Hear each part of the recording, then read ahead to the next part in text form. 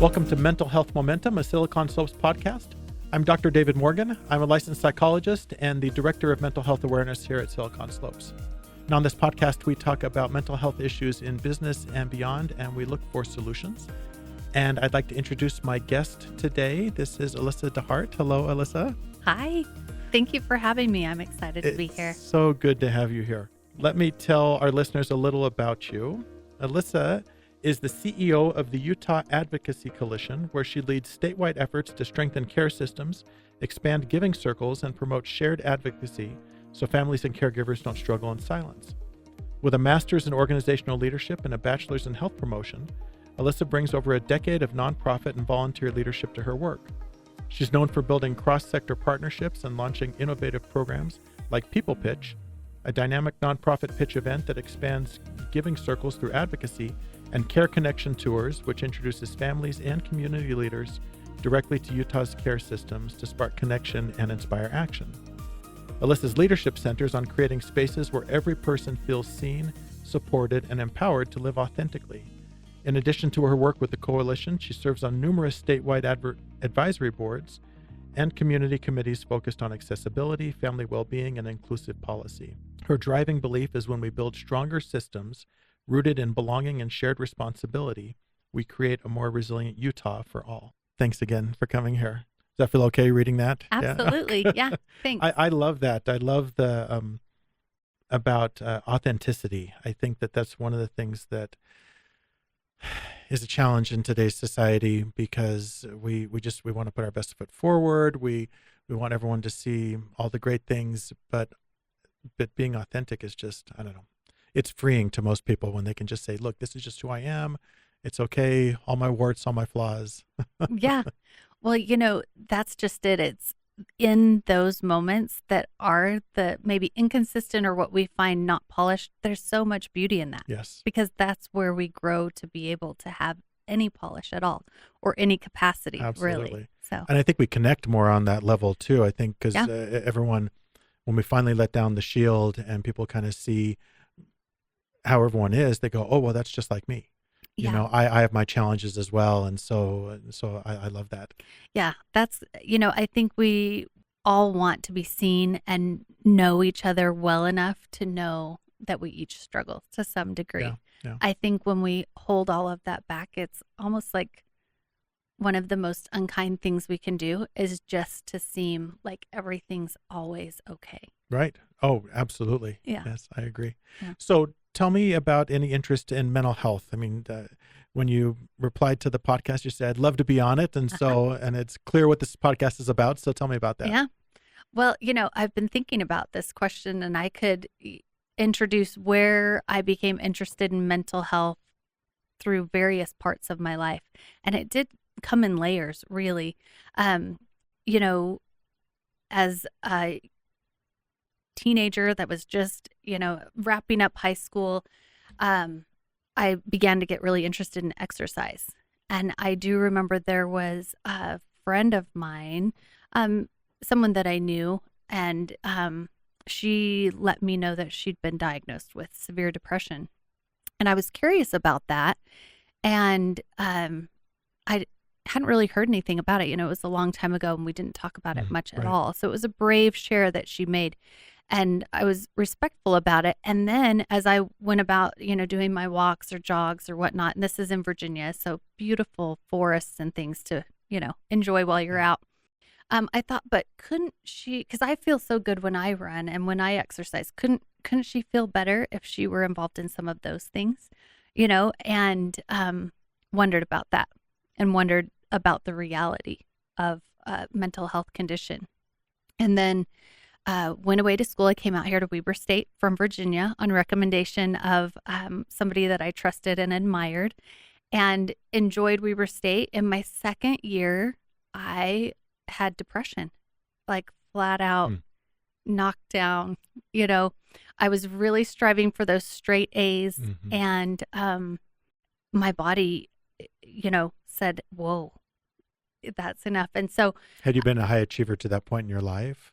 I don't know. Okay. I mean, I like to do different things. In high school, I did more art than like sports, or I wasn't too overly concerned about academics. But at that point, I really wanted Okay. to, it was like So a that personal was the goal. focus at that point. I want to get, I Yeah. want to be the best academic I can. Right. Yeah, And I okay. guess when we frame it that way, yes, I did always set personal goals and things that I wanted to achieve and had certain ideas for myself. Okay. Right. And pretty rigid in that way.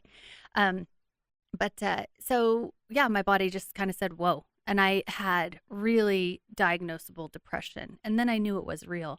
And to have it diagnosed, it couldn't happen at Weber State. I saw the doctors there and whatnot. And it took me returning home to Virginia on spring break and seeing my family practitioner there. And he was the most kind person. And he listened to all my lists of aches and pains and struggles and whatnot. And then he said, I'll be right back. I need to go look something up. And when he came back, he let us know, oh, this is depression. And I know because I've had it. Oh, Because back then it was still so strange. sure. Yeah. Yeah. So there I was with this diagnosis, and the reality weighed heavy. And then I understood, like medicine was something for me. It was important to be able to help that serotonin reuptake. Yeah. And And then also, lifestyle factors. He insisted that I see a therapist, and it was well placed because my next quarter at Weber State was a study abroad to Mexico. So that was really fortuitous that I had signed up for that in the fall, because I could not have done a regular semester. Right. Yeah. And then the instructor who led that group, I needed to let him know what I was facing and dealing with. And it was, again, another really well-aligned thing. He said, well, my wife deals with this, so I know exactly what's going on here. Let's get you in to see the therapist and see, as long as you're safe to go, you can go. And so I did. And that was the best thing that I did in all of my education, was doing that study abroad, broadening my perspectives, Yeah.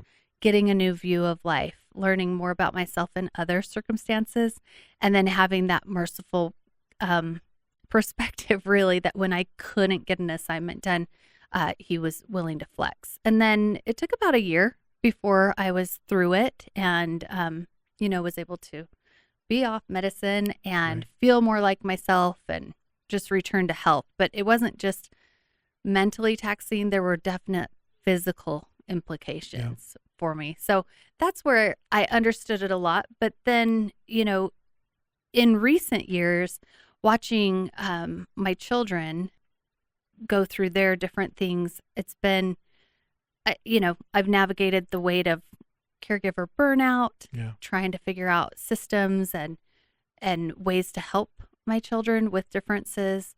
And so it's really touched my life in every way, both personally and professionally. Yeah. I love the story, and I love the two things about it. Number one, having gone through what you did, it makes you such a better advocate and helper for those who are going through it, especially your children. I tell that to parents all the time. I remember years ago talking to a woman who had just had a long history of substance use problems and had relapsed many times.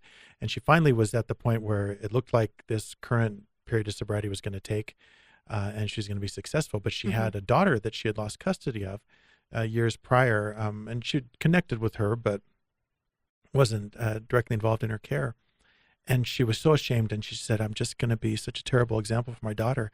And I said, I think you're going to be a fabulous example, because your daughter's going to have problems too. Maybe not the exact same problems you had, but she's going to have problems. And when she can look to mom, who overcame that, and who made it through, and that's a far better example than someone who says, well, I've never really had any problems, never really struggled, but I'm sure you'll do fine. Right. And I love also that you talk about your depression and how it eventually ended. And I think too many people think of mental health as this kind of this life sentence that once you get diagnosed, you're always going to have that condition. And it's just not true. Right. It's like having a cold. You get a cold and you say, oh, great, I guess I'm going to have a cold the rest of my life.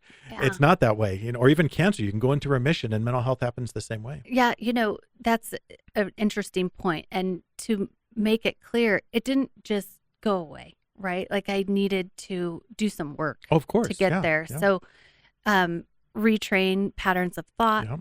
understand self-talk, how important that was, and then changing out lenses, I Yeah. guess, in the Yeah. way that we see the world, which is fascinating that you can gain health through something like that. Oh, But absolutely. yeah. I think anytime we get exposed, especially like you said, when you were in Mexico, I had a chance to be there a time many years ago, and same thing, my perspective changed dramatically because I just thought I saw these people who were grateful Yes. in so many different circumstances. They were grateful for things I would have never been grateful for. They're grateful Yeah. for the sunlight and the rain and that there was food on the table, as meager as it was. Right. And I, having lived a life where I had at any given point in time 100 times more than any of them had, and yet I found myself ungrateful on Yeah. a regular basis. And so it was just nice to see that.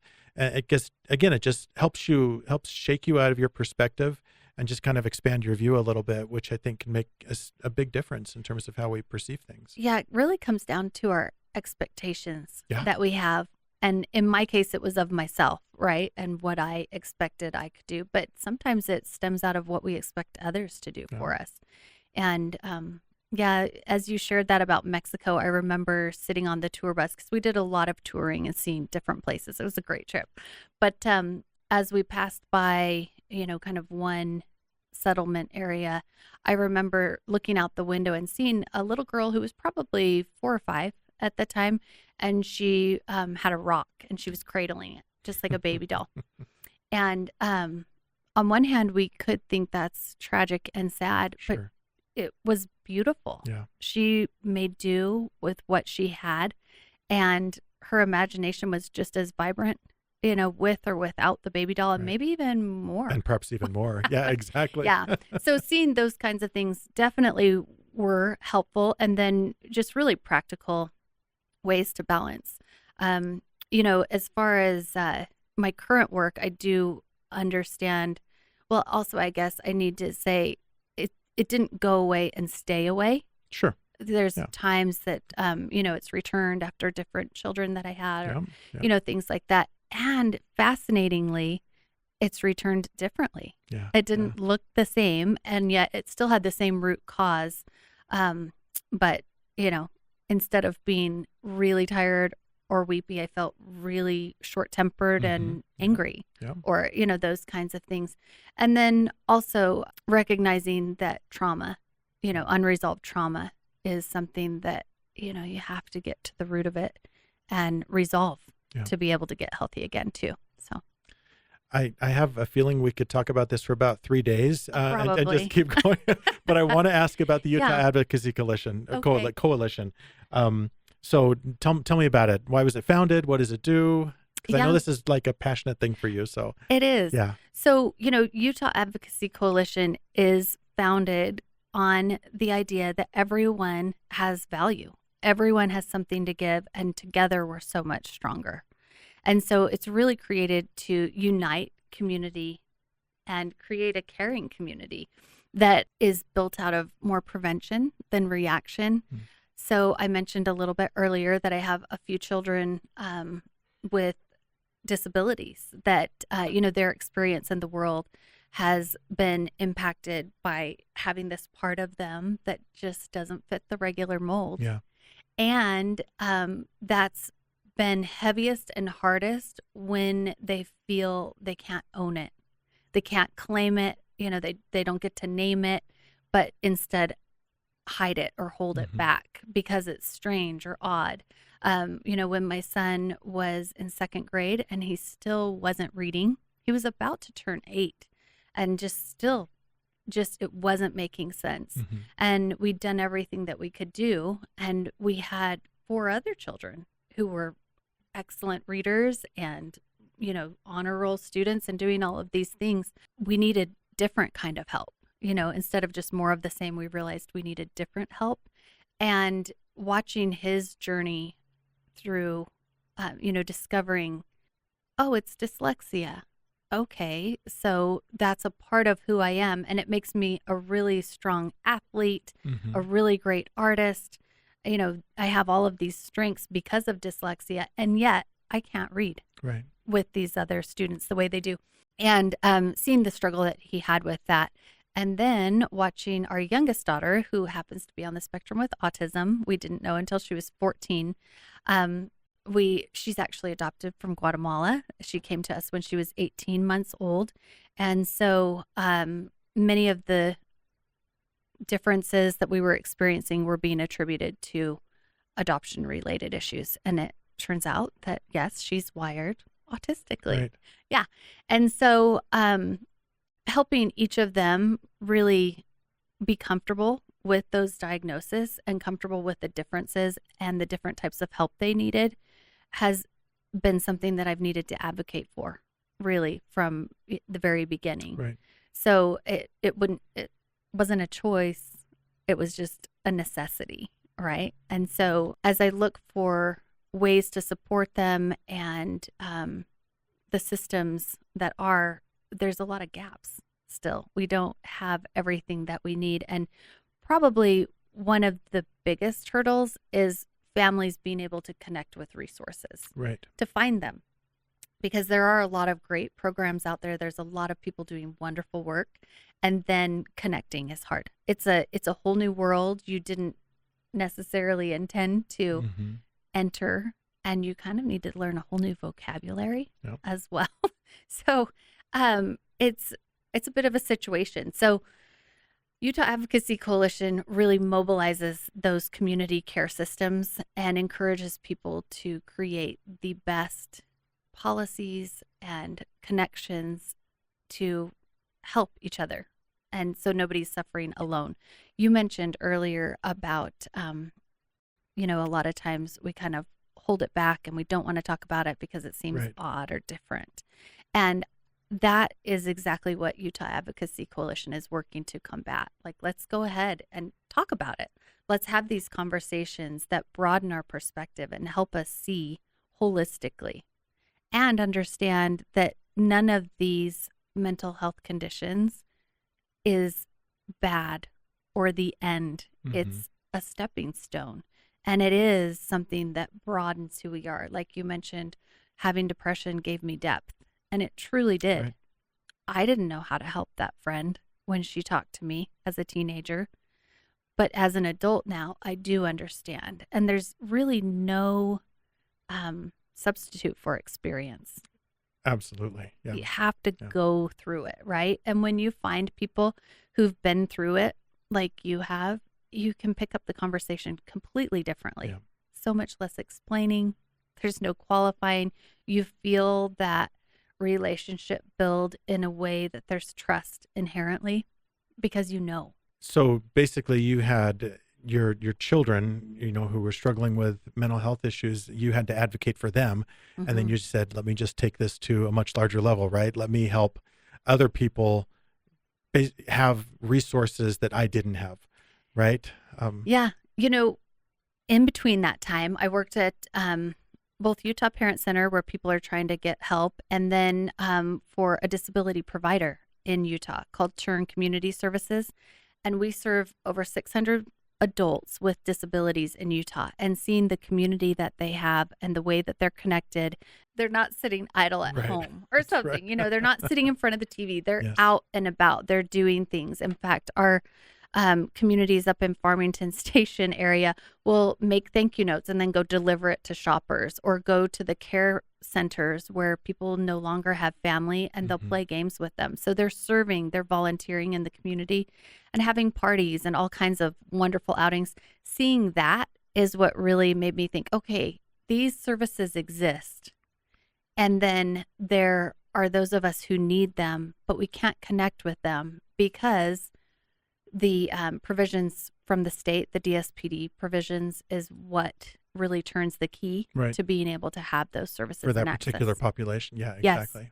Yeah. And so, and navigating that, right? I mean, to qualify for that. And that, I mean, it's a whole thing. It's a big system, and it's a cumbersome system. And there's 5,000 people in Utah on the wait list for that system. Jeez. So there's a lot of us who have experienced enough crisis, enough of that burnout, that we've reached for these care systems because we recognize our children will probably outlive us. Their siblings may not be in a situation to take care of them. And is that what we want them to look forward to anyway? I don't know, And if that is the case, will everyone be able to connect in the community the way that they ought to thrive? And, the answer there is there's a lot of work to do because we need that. And so then as I rolled back the issue, okay, well, how come we can't have 5,000 people with DSPD services? And of course, nobody wants that huge tax base. I mean, that's hard. I don't want it either.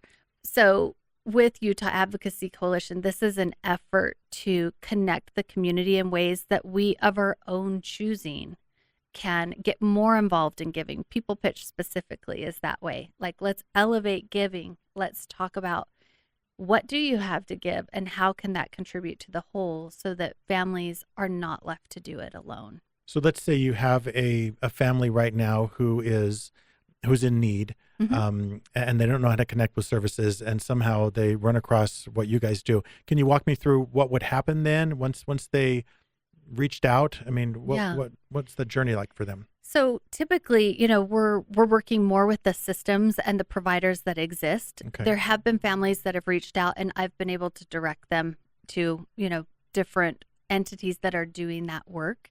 One thing we want to be sure to not duplicate services, right? Yeah. So, for instance, at the very beginning of the work, I thought we need a resource directory because every family needs to know where to turn and who to contact and how to do it. And that's a big obstacle. And then within a few months, I found the Davis County Health Department is actually working on a wonderful, robust care connection system called Davis Links. And so I've been working with them since that time.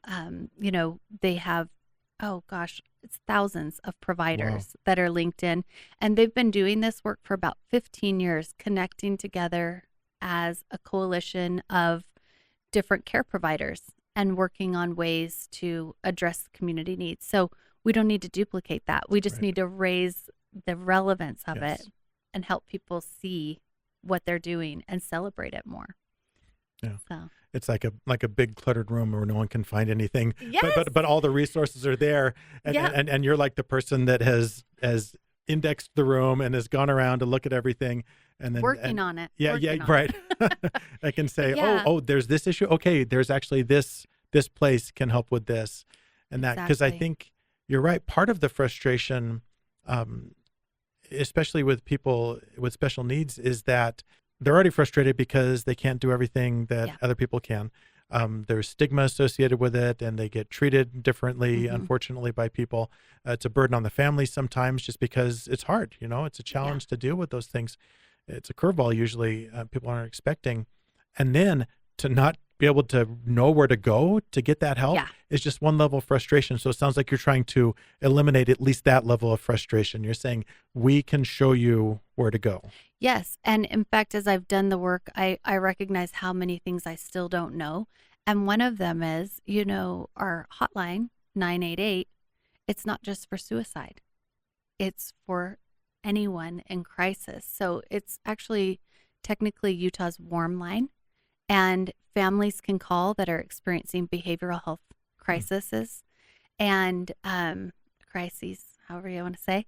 Anyway, you can call and talk with somebody. They're volunteers who have experience, like we talked about the importance of having experience. And they'll even come out and sit with you so you're not alone. So that's something we could rebrand and help people know there is And this is help. all under 988? 988. Yeah.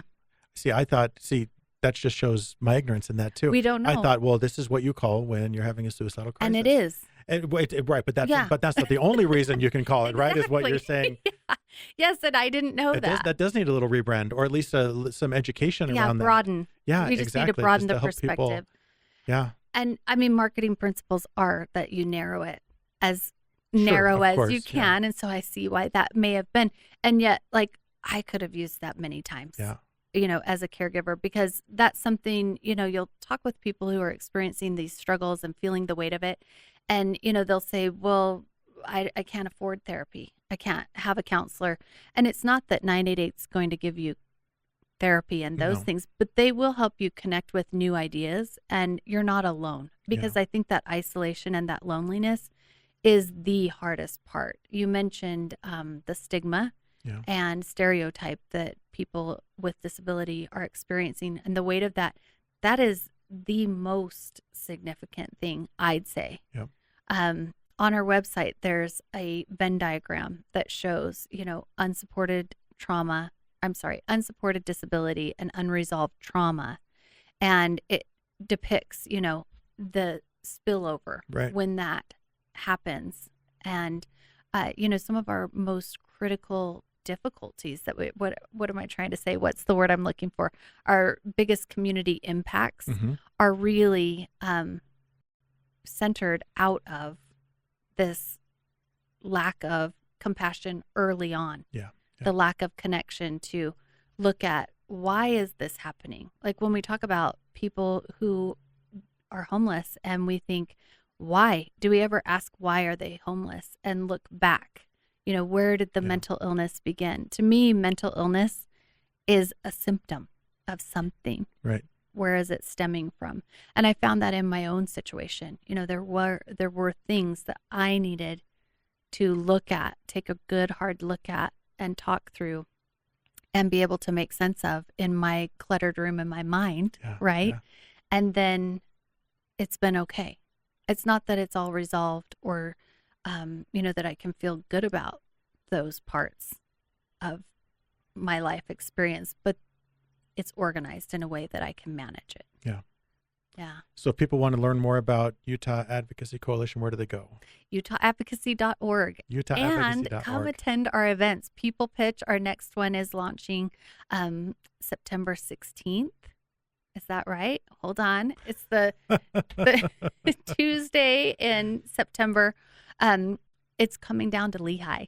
So, Okay. And then the subsequent ones will all be on the second Tuesday of each month.